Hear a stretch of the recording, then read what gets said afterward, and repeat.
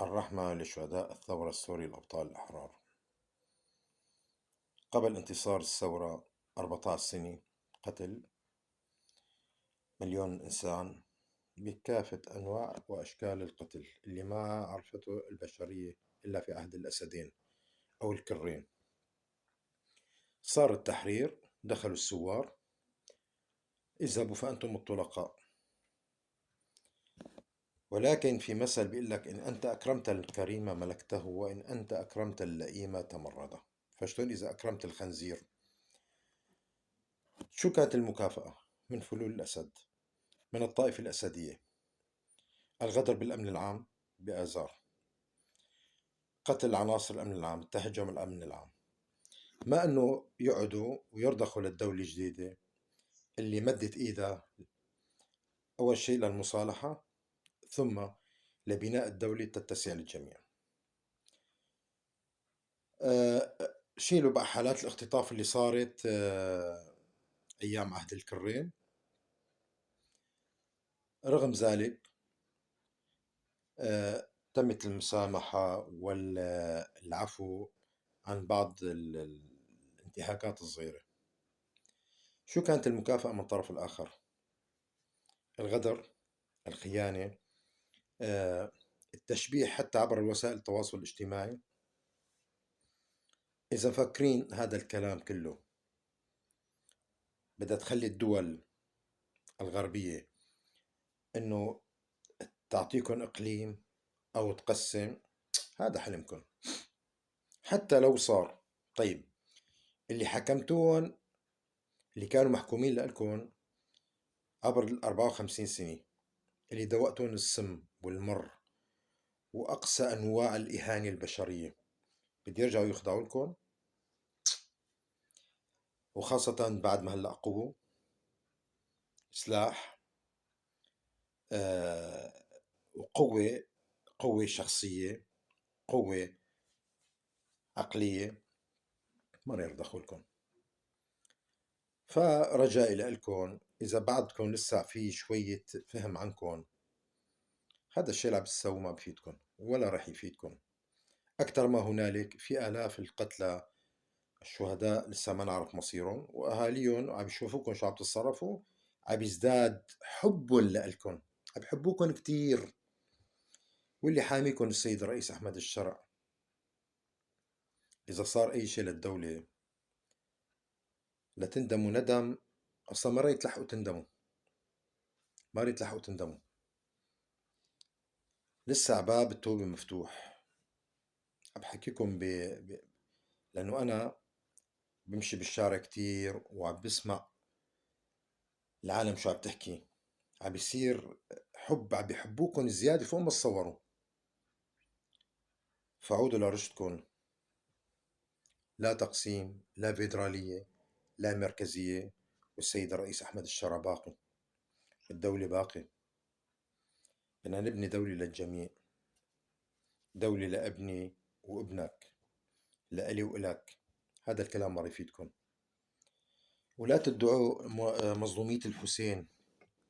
الحسين قتلوه أتباعه. هاي مظلومية الحسين،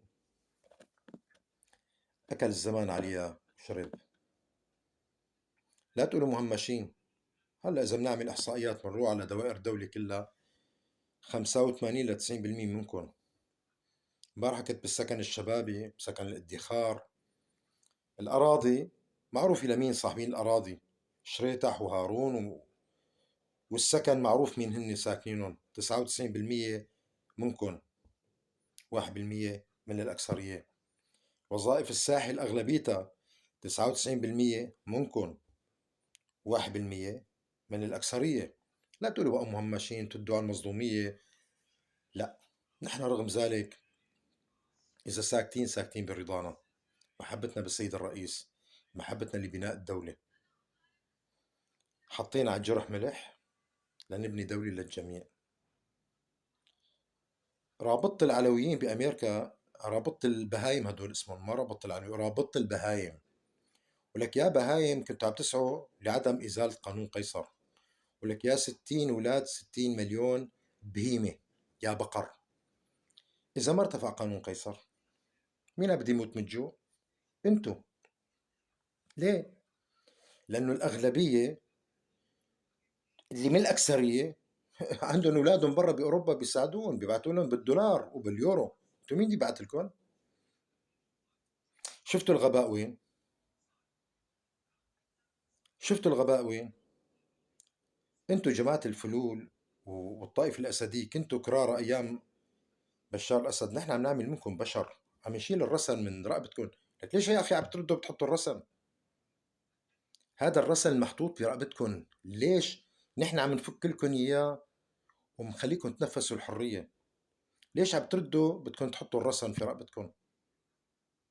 طيب، نرجع موضوع الاختطاف. أثناء الثورة بس بدي أذكر حادثتين اختطاف وقتل. جورج سليمان. جورج سليمان ابن اللاتية كان بيشتغل على سيارة توزيع مواد تنظيف. خطفوه على أساس الدفاع الوطني وقتلوه بثلاث رصاصات وأخذوا البضاعة وأخذوا المصاري. تمام. كان الزلمة متزوج جديد، مرته حامل بالشهر الثالث، يعني ولد الولد ابنه ولد يتيم. حادثة كانت قبلها. سمير عفوا واحد بيت سابا شوفير تاكسي، خطفوه مع سيارته، قتلوه بصنوبر جبلة. القتلة نفسهم هدوك نفسهم هلا، واللي كانوا عم يشبحوا هلا عم يشبحوا عليكم وعم يوهموكم انه الامن العام والدولة. الامن العام والدولة يا اذكياء، هني اكبر من هيك. هني ناس اكبر من هيك. ناس قادة حقيقيين جايين يبنوا وطن، ما بيبنوا هاي الشغلات التشبيح تبع بيت الأسد وأشكالهم. هدول جماعة عم بيوصلوا الليل بالنهار لحتى يرفعوا العقوبات عن سوريا. عم بيوصلوا الليل والنهار لينقلوا سوريا نقلة نوعية من المزرعة إلى دولة. عم بيوصلوا الليل مع النهار من السيد الرئيس أحمد الشرع للوزراء بكل أشكالهم لحتى سوريا تكون للجميع، اقتصاديا، انمائيا، تعليميا. وانتو عبارة عن منديل زفر. عن منديل زفر او منديل تواليت، خلينا افضل يعني. يعني الواحد بعد ما بيعمل كعية بيمسح وبيشلحها. بقى اختاروا انتو بين كونكم مواطنين صالحين تاج، بدكم مثل باقي المكون السوري، او تكونكم هذا المنديل تبع الكعية.